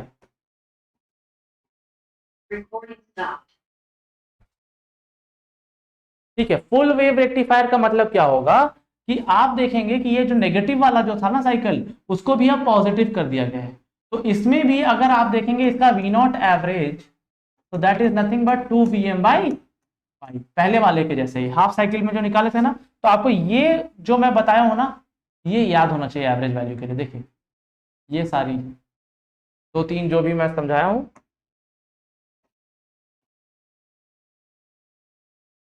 देखिए पहला वेव है ये, दूसरा वेव है ये, तीसरा ये है, और ये चौथा है। पहला है आपका डीसी वैल्यू, दूसरा है आपका साइनोसॉइड, साइनोसॉइड का फुल साइकिल का एवरेज वैल्यू 0 और हाफ साइकिल का 2 Vm by pi. In case आपको एग्जाम में साइनोसॉइड दे दे, बोले कि what is the average value of sinusoid, और उसमें मेंशन ना करे कि ये हाफ साइकिल या फुल साइकिल, तो ये बाय डिफॉल्ट आपको ये समझना है कि ये बात कर रहा है मेरा हाफ साइकिल का, it is not full cycle, क्योंकि वो तो 0 होता है। बात समझ में आ रहा है? अगर आप देखिए हाफ वेव रेक्टिफायर का आउटपुट जिसमें हाफ वेव को रेक्टिफाई किया गया है, तो ये आएगा Vm बाई पाई। और अगर फुल वेव को रेक्टिफाई कर दिया गया है तो उसका वैल्यू जो एवरेज वैल्यू आएगा वो आएगा 2 Vm बाई पाई। बात समझ में आ गई सबको? तो ये एवरेज वैल्यू के बारे में बताया हूँ, ठीक है। अब क्वेश्चन देख लेते हैं, और उसके बाद मैं कल होगा तो आरएमएस भी बताऊंगा, अगर एक क्वेश्चन में आ ही जाना चाहिए वैसे तो, बट अगर नहीं आया तो विल डिस्कस, कोई दिक्कत नहीं।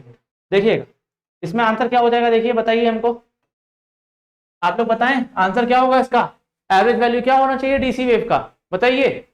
अजित जी, अनुराग जी बताइए। क्या भाई ऑनलाइन आके कहीं और चल गए क्या? बताइए आंसर, गलत भी बता दीजिए भाई, बताइए व्हाट इज द आंसर इसका। What is the average value of DC voltage having a peak value of 25 volt?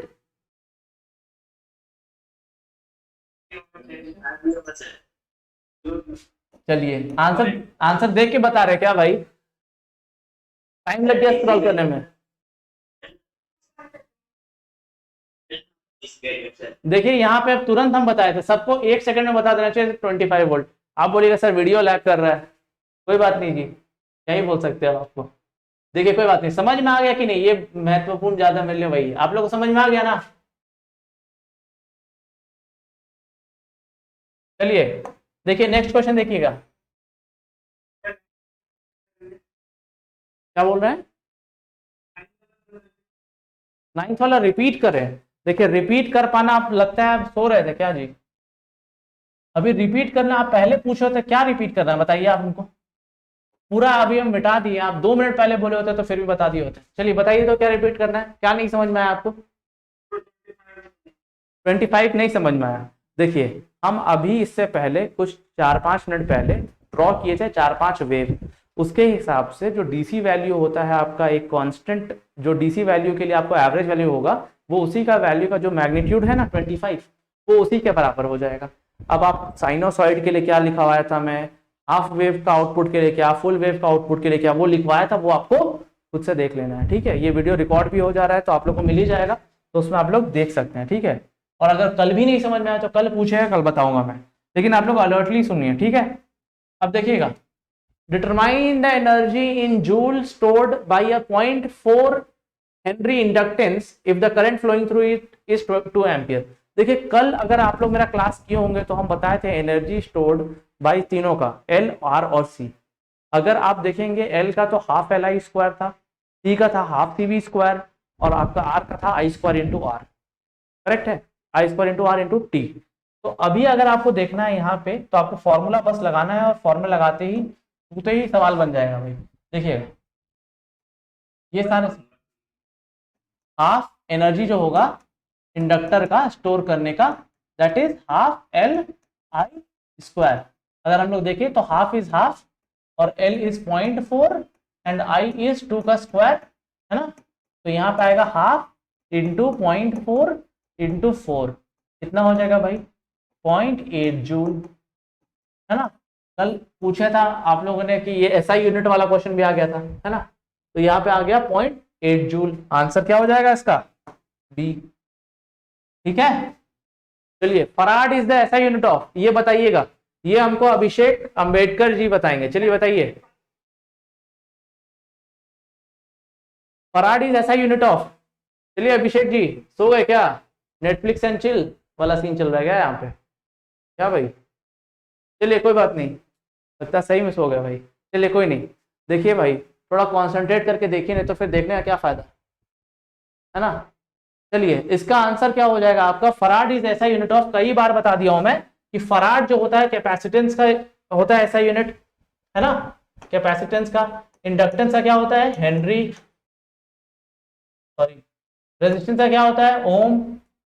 Reluctance का क्या होता है, कल बताया था मैं, हेनरी इनवर्स, ठीक है। क्वेश्चन ऐसे ही बन जाएगा, देखिए आ रहा है ना ऑप्शन, कभी कुछ भी पूछ सकता है वो, मैं इसीलिए चारों ऑप्शन को डिस्कस करता चल रहा हूँ। आंसर तो मेरे को 1 सेकंड में बता दूंगा मैं, समझ में आ रहा है सबको, क्लियर है। चलिए ये क्वेश्चन हो गया, अब नेक्स्ट क्वेश्चन में मूव करेंगे। थोड़ा सा अटेंटिव रहिए भाई, नहीं तो मेरे को मूड नहीं होगा क्लास लेने का, ठीक है। थोड़ा सा अटेंटिव रहिए, आप लोग को सीखना है अभी, ऐसा समझ के रखिए। चलिए क्या है question, which instrument has lowest resistance, क्या पूछ लिया है, which instrument has lowest resistance. तो देखिएगा इसका आंसर क्या होगा, देखिए बताइए। देखिए अमीटर क्या है, अमीटर को कैसे कनेक्ट करते हैं और क्या होता है इसका यूज, ये होता है करंट मेजर करने के लिए, करंट मेजरिंग डिवाइस। क्या करते हैं आप, करंट मेजरिंग डिवाइस। अब देखिए अमीटर को कहाँ लगाया जाता है, देखिए ये अमीटर को ऐसा सिंबलाइज करते हैं, जहां भी आपको करंट मेजर करना है ना, मान लीजिए एक सर्किट है, यहाँ पे मान लीजिए कुछ रेजिस्टेंस है 2 ओम, यहाँ है 10 ओम, मान लीजिए आपको देखना है कि यहाँ पे करंट कितना फ्लो करना है, तो अमीटर को आप हमेशा सीरीज में डाल देते हैं, किसके, जिसके भी करंट आपको देखना है, क्योंकि आपको पता है ना सीरीज में करंट सेम फ्लो होता है, पता है कि नहीं भाई, बताया था। तो देखिए यहाँ पे ये करंट जो है वो ऐसे फ्लो होगा, और अमीटर के पास से फ्लो होगा तो अमीटर बता देगा कि कितना करंट फ्लो हो रहा है। तो अमीटर का रेजिस्टेंस कम होना चाहिए। अगर मान लीजिए इसका करंट ही ज्यादा हो गया, मान लीजिए रेजिस्टेंस ज्यादा होगा, तो क्या होगा, करंट की वैल्यू तो खुद ब खुद कम हो जाएगी, क्योंकि करंट की वैल्यू क्या होती है, I is equal to V upon resistance, और रेजिस्टेंस क्या होता है, सीरीज में this plus resistance of ammeter. मान लीजिए रेजिस्टेंस ऑफ अमीटर रहेगा 0 ओम, अगर 0 ओम रहेगा तब जो भी करंट फ्लो होना था, मान लीजिए यहाँ पे मैं ले लेता हूँ 12 वोल्ट, ठीक है। तो पहले जो करंट फ्लो होता है वो 12 volt divided by 10 plus 2, 12 plus 0, 12, 1 ampere flow होता। और वही एम्पियर तो अगर मान लीजिए अमीटर को आप हटा भी देंगे तो उतना ही करंट फ्लो हो रहा होता ना उससे। अब अगर समझिए इसका रेजिस्टेंस को आप बढ़ा दें, क्योंकि सीरीज में कनेक्ट कर रहे हैं, अगर इसका करंट रेजिस्टेंस को आप बढ़ा देंगे तो यहाँ पे आर की वैल्यू भी बढ़ जाएगी, और अगर आर की वैल्यू बढ़ेगी तो करंट की वैल्यू घट जाएगी, और ये ओरिजिनल करंट तो नहीं देगा, तो अमीटर का रेजिस्टेंस जो होता है वो 0 के लगभग होता है। बात समझ में आया? तो इसको आप लोग ऐसा रट सकते हैं कि अमीटर की वैल्यू जो होगी रेजिस्टेंस वो सबसे कम होगी।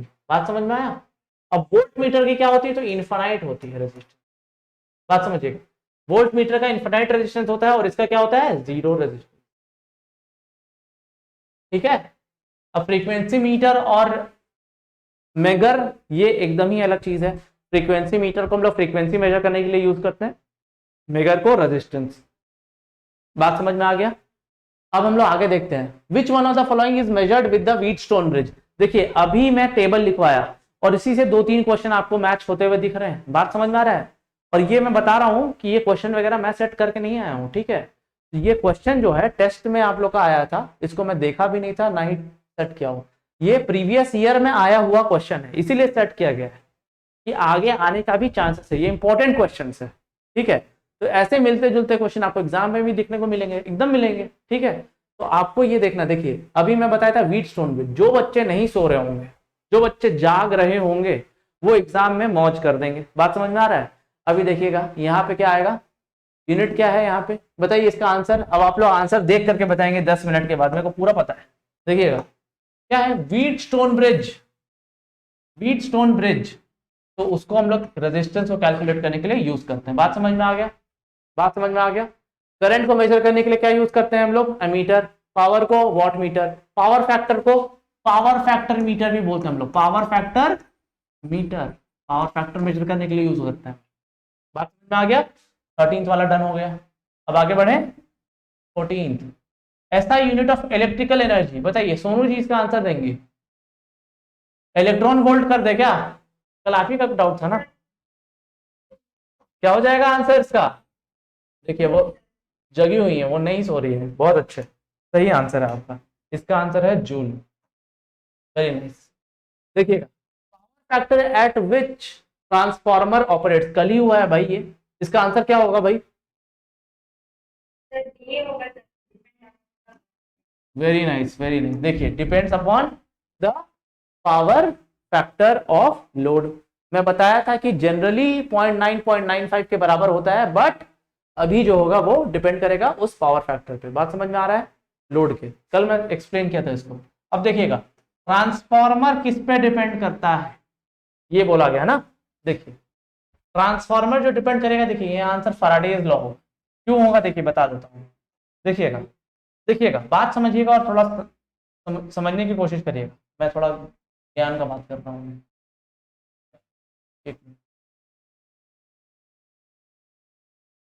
चलिए देखिए यहाँ पे अगर हम लोग देखें तो जब भी आपको कोई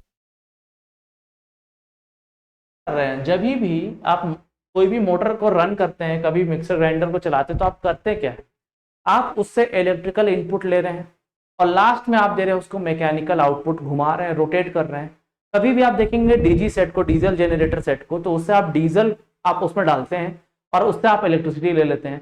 तो कभी भी आप कन्वर्जन कर रहे हैं मैकेनिकल से या इलेक्ट्रिकल से मैकेनिकल, तो बीच में ना मैग्नेटिक फ्लक्स या मैग्नेटिक फील्ड की हमेशा रिक्वायरमेंट पड़ती है। बात समझिएगा, कभी भी आप इलेक्ट्रिकल एनर्जी से आप चाहते हैं कि आपको मैकेनिकल मिल जाए, क्या मिल जाए, मैकेनिकल आउटपुट मिल जाए, मैकेनिकल, तो पार होने के लिए भी आपको यूज होगा, क्या चाहिए होगा, मैग्नेटिक फील्ड से, मैग्नेटिक मीडियम से गुजरना पड़ेगा, मैग्नेटिक मीडियम से गुजरना पड़ेगा। बात समझ में आ रहा है? वैसे ही इंटरचेंजेबली मैं बोल सकता हूं कि अगर मैं मैकेनिकल से इलेक्ट्रिकल जाऊंगा तो वहां भी मेरे को एक मैग्नेटिक मीडियम से गुजरना पड़ेगा। बात समझ में आ रहा है? अब देखिए यहाँ पे बहुत सारा लॉ बताया हुआ, यहाँ पे अगर आप देखेंगे तो बहुत सारा लॉ है, एम्पियर्स लॉ, ठीक है, कूलम्स लॉ, ये सारा लॉ है। मैं थोड़ा थोड़ा बता देता हूँ कूलम्स लॉ क्या होता है। देखिए कूलम्स लॉ क्या होता है, कूलम्स लॉ, तो देखिए कूलम्स लॉ के हिसाब से हम लोग को पता चलता है अगर एक चार्ज Q1 है और दूसरा चार्ज Q2 है, तो फोर्स दोनों के बीच में, दोनों चार्ज है, आप लोगों को पता होगा अगर दो पॉजिटिव चार्ज होंगे तो क्या होगा, रिपल्शन होगा, और अगर एक पॉजिटिव और एक नेगेटिव होंगे तो अट्रैक्शन होगा। तो कूलम्स लॉ इसका बात करता है कि आपका दोनों चार्जेस के बीच में फोर्स कैसा लगेगा, अट्रैक्शन या रिपल्शन, और उसका जो मैग्नीट्यूड होता है वो होता है K Q1 Q2 by R square formula, F is equal to K Q1 Q2 by R square. तो ये कूलम्स लॉ है। यहाँ पे कहीं मैग्नेटिक फील्ड का जिक्र कर रहे हैं क्या? हम नहीं कर रहे हैं ना भाई, तो मैग्नेटिक फील्ड इसमें नहीं आता। अब देखिए दूसरा है आपका कौन सा लॉ गया है? फैराडेज लॉ, बी वाला देखिएगा। बी और बी क्या है? Faraday's law. देखिए फैराडेज के हिसाब से, देखिए फैराडेज लॉ, फैराडेज लॉ, तो फैराडेज लॉ क्या बोलता है कि अगर कोई भी कॉइल को आप मैग्नेटिक फील्ड के अंदर रखेंगे तो उसमें करंट या ईएमएफ इंड्यूस हो जाता है। क्या हो जाता है? ई इंड्यूस हो जाता है। उसका फॉर्मूला क्या होता है? N D phi by D T. ठीक है, तो यहां पे आप बात कर रहे हैं मैग्नेटिक फील्ड का। किसका बात कर रहे हैं? मैग्नेटिक फील्ड का। तो ये फैराडेज लॉ जो होगा, हमेशा समझिएगा मैग्नेटिक फील्ड का अगर कहीं बात किया जा रहा है तो फैराडेज लॉ ही यूज पे लेंगे हम लोग। और भी लॉ होते हैं बट फैराडेज लॉ जो है वो मेन है। ठीक है, तो आपको ये समझ में आ जाना चाहिए कि फैराडेज लॉ इसका आंसर हो जाएगा। बात समझ में आया? अब लास्ट क्वेश्चन में देख लेता हूं। आज ट्रांसफार्मर का लास्ट क्वेश्चन है, कल डीसी मोटर देख लूंगा थोड़ा बहुत। देखिए ट्रांसफार्मर कैसे काम करता है आप बताइएगा। आप लोग घर में जो सप्लाई यूज करते हैं वो एसी है कि डीसी? बताइए, कोई भी बताइए। एसी यूज करते हैं, सही बात है। तो हम लोग जब जेनरेट करते हैं कोई जेनरेटर से तो वो भी एसी होता है। बात समझ रहे हैं ना? हम लोग जेनरेट भी करते हैं तो हमेशा एसी में करते हैं, और आप यूज भी कर रहे हैं एसी। तो ट्रांसमिशन के लिए भी हम लोग एसी टू एसी ट्रांसमिट करेंगे ना, मतलब एसी जनरेट किए और एसी डिस्ट्रीब्यूट भी करना है तो क्या करेंगे? एसी टू एसी आपको कन्वर्ट करना होगा, या तो वोल्टेज को हाई करना है या तो वोल्टेज को लो करना है। ट्रांसफार्मर का वही काम होता है। देखिए स्टेप अप और step down AC voltages and current, लेकिन एसी में ही काम करेगा। देखिए पहला ऑप्शन गलत हो जाएगा, एसी टू डीसी। एसी में जनरेट तो किए तो क्या आप डीसी को यूज कर रहे हैं? नहीं। डीसी जनरेट करते हैं क्या? नहीं। आप बात करते हैं ऑल्टरनेटर का, सिंक्रोनस जनरेटर का, वो सब एसी जनरेटर है। ठीक है, तो डीसी में सिर्फ एक ही मशीन है, डीसी मशीन। और डीसी जनरेटर और डीसी मोटर का यूज बहुत ही लिमिटेड हो गया आज के टाइम पे। ठीक है, बताऊंगा मैं बाद में, देखिएगा। स्टेप अप और down DC voltages and current, तो डीसी को तो यूज करता है ये ट्रांसफार्मर। तो ट्रांसफार्मर किसको यूज करता है? हमेशा एसी पे काम करता है, और एसी पे काम करता है, इसीलिए इसका आंसर क्या हो जाएगा? D option. को स्टेप अप करता है या स्टेप डाउन करता है अपने हिसाब से। ठीक है, अगर लोअर वोल्टेजेस है तो उसको हायर वोल्टेज पे लेके जाएगा, और हायर है तो उसको लोअर पे लेकर जाएगा। ट्रांसफार्मर का यही काम रहेगा। ठीक है, अब बात समझिए, यहां तक हम लोग डिस्कस कर लिए, आगे मैं देखूंगा। ठीक है, इसके बाद जो भी क्वेश्चन बचे हैं 18 से मैं कल डिस्कस करूंगा। आज का क्वेश्चन जो भी डिस्कस कर रहे हैं, किसी को डाउट है किसी पोर्शन में, या फिर आप लोग खुद से कुछ पढ़ रहे हैं जिसमें आप लोग को डाउट है या कुछ समझना है तो बोल सकते हैं।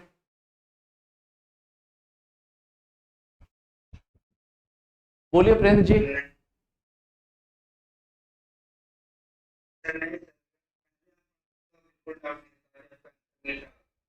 अरे सही सही सही, देखिए ये मैं समझ रहा हूँ, लेकिन अभी भी आप ऐसा समझ सकते हैं कि एग्जामिनेशन जो है बहुत सारा और भी प्रोसीजर होता है, हो सकता है पोस्टपोन हो जाए। ठीक है, यू नेवर नो। और मेरा बोलने का मतलब देखिए ये नहीं है कि हो जाएगा नहीं हो जाएगा, लेकिन हम ये बोल रहे हैं आप जितना बेहतर चीज सोच करके पढ़ सकते हैं उतना बेहतर चीज सोच करके पढ़िए। आप मान लीजिए पोस्टपोन होने वाला और पढ़िए भाई जान लगा करके। अगर कोई इंसान आज नेगेटिव हो रहा है अपने आप को लेकर के कि सर हमको तो पहले नहीं समझ में आया था, आप मत सोचिए कि पहले क्या नहीं आया था, क्या अब क्या करना है उस पर हम लोग फोकस करेंगे ना। अब क्या करेंगे और आगे क्या करना है, बात समझ में आ रहा है आप लोग को? और आप लोग का आंसर आने से मेरा कोई सेटिस्फैक्शन नहीं है। एग्जाम में आप लोग क्वालिफाई कर जाए मेरे लिए वो सेटिस्फैक्टरी है। बात समझ में आ रहा है? तो जितना मेरा प्रयास है, जितना हम कोशिश कर रहे हैं कि आप लोग को जितना समझ में आए, जितना मैं बता पा रहा हूं, आप लोग बस उसको नोट करते जाइए। दूसरी बात, अगर और बढ़ गया, पुश हो गया, तो हम लोग और भी सीख सकते हैं भाई।